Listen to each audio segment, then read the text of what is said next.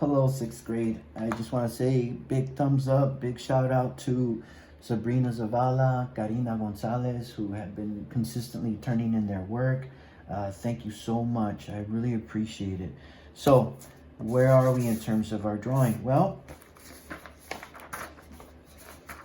I believe we left off here in terms of our building. Now, Sabrina did an amazing job. Karina did an amazing job. And my only suggestions, guys, are the windows. Now, what do I mean by that? So, some of you. So let me start on a fresh sheet of paper, guys. Okay, so it makes ideally it makes more sense to you. Okay, guys. So, what do I want to see? I want to see you develop your drawing. I want to see you keep going with your drawing, but very quickly, guys. Okay, just very quickly. Let me show you what I saw within some of the drawings. And remember, horizon line, vanishing point. And get these two angled lines in here. Okay, guys.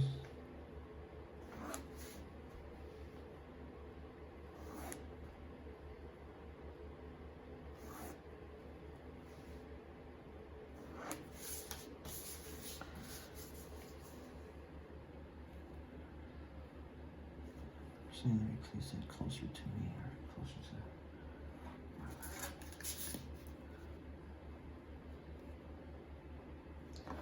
So again, awesome job. I mean it when I say that. If I had to make a couple of corrections or a few suggestions, and I will make, again, just want to make a couple suggestions, okay, guys? And in particular, it's those windows. I know the windows can be a little tough. As a young man, I actually was a draftsman. I worked for an architect, and I actually had to draw for him.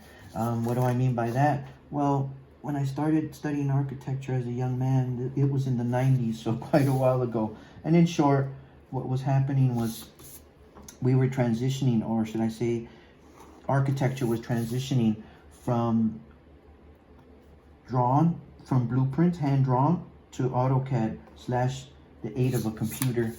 So I was lucky in that I learned both. I learned to draw, and then we transitioned into computers. But in short, this is what I want you to take into account of, okay, guys?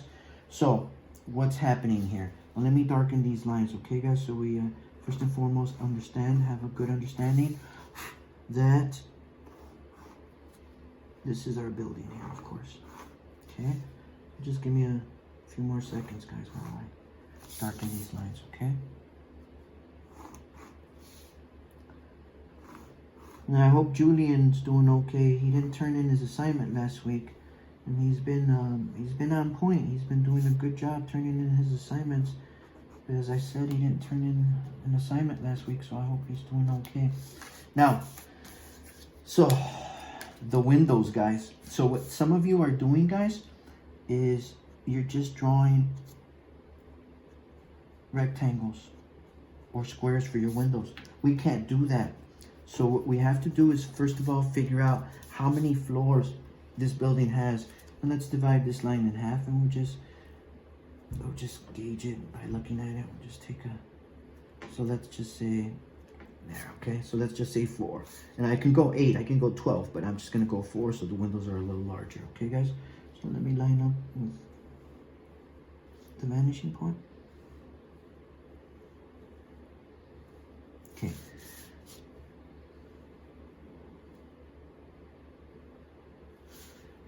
So now let me just separate these windows.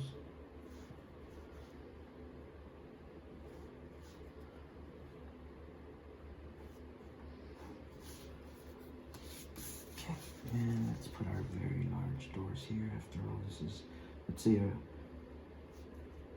some place where they tend to focus on, let's say it's retail, because they sell stuff, so we're gonna have a big entrance to attract as many people as possible, or more to the point, to get as many people through those doors as possible, guys.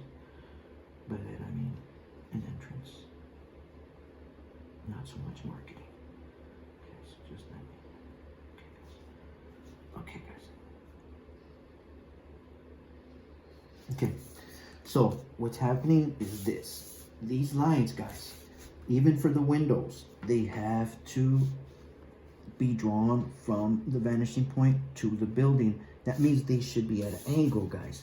That's what was a little, what's the word I'm looking for? I was a little worried. I said, well, I don't know if these guys fully understand me, or more to the point, you guys are doing a great job with your 1 point perspective, but it's still giving you a little trouble, as it should. 1 point perspective is pretty tricky. I didn't learn about 1 point perspective until I started to study architecture as a young man, and when I started to take art courses in college. But in short, you guys are doing a great job, and keep up the good work.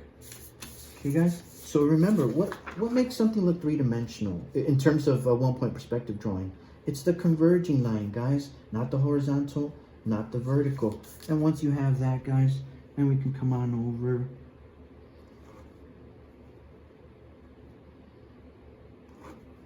and get these windows over here.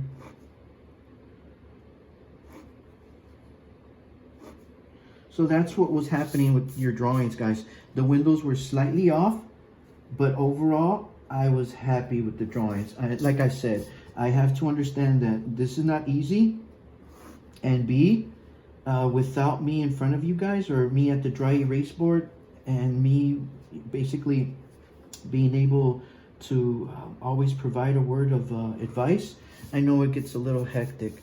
So that's just what I wanted to focus on, guys, okay? So that's what's happening, guys. Keep up the good work, and I'm a happy man. Now, so focus on those windows, Sabrina. Focus on those windows. Now, let's just say, for instance, Mr. Ruiz, all right, I want to take on 2 point perspective. So what did we do last time, guys? Well, let's start off with something very simple. So we have our horizon line, and we're going to start off with 2, not 1. 2 vanishing points. That's why it's called 2 point perspective, as opposed to 1. It's 2 point perspective. 1 and 2. So what am I going to do, guys? Well, I just want to figure out placement of the treasure chest, or something that appears to be a box. So I'm going to have it over here, more off-center, which means to the left or to the right. I'm going to go off-center to the left. So I just want a vertical line.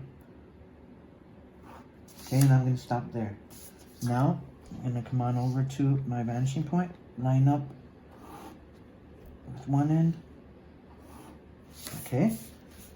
Bring it over here, line it up, nice and crisp. Bring it over here, nice and crisp.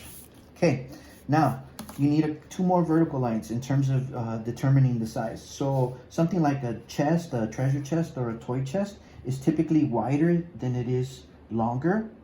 Okay, guys? So I'm gonna go wider here. Here's the width, and here is the depth. Okay, guys? So as you can see, it's wider.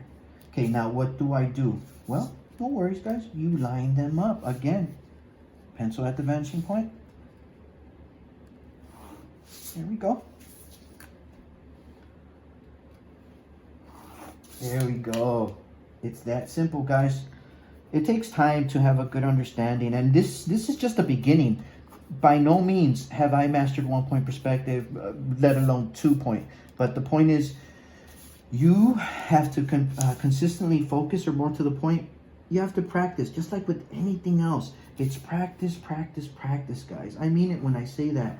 I mean, I've come across a few, very few guys that, how do I put it? They're just so darn talented. I just didn't understand. I don't know what the word is, just flabbergasted, just astonished, I suppose, how good they were at drawing. And I would ask them, I said, how are you so darn good? Why are you so darn good? Is it in your genes? What is it? And they would just look at me. Well, one in particular, he would look at me and say, and just kind of shrug. I don't know. I practice. I was like, gosh. So he inspired me to always focus and get the job done, to work hard. I wasn't as talented as he was, so I had to work twice as hard as he would, I should say. So we have what appears to be a rectangular prism. So now I want to illustrate, or more to the point, visually denote. I want to show you guys with my drawing that this is some sort of container or receptacle. So that's why I drew this partial line here. Now, you want to take it a step further. Well, let's draw an angled line here, and this could serve as the top. Okay, guys, that'll serve as the top. Technically speaking, you could measure it. It's a slight distortion, but you could literally measure it if you want. Okay, and it's slightly distorted, but let's just make it again 1 inch as it's here. So measure it. Like, and it just so happen to pretty much be 1 inch. So let me just rotate my ruler here, and then here. So let's be consistent. Okay. Okay.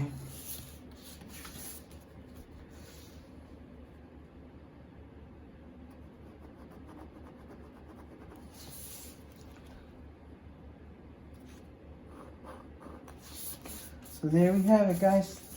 So A, focus on those windows, Karina. Sabrina, focus on those windows. And if you so choose, if you want to take on 2-point perspective, let's do it. Okay, 6th grade, I hope you're happy, healthy, and safe. Talk to you later.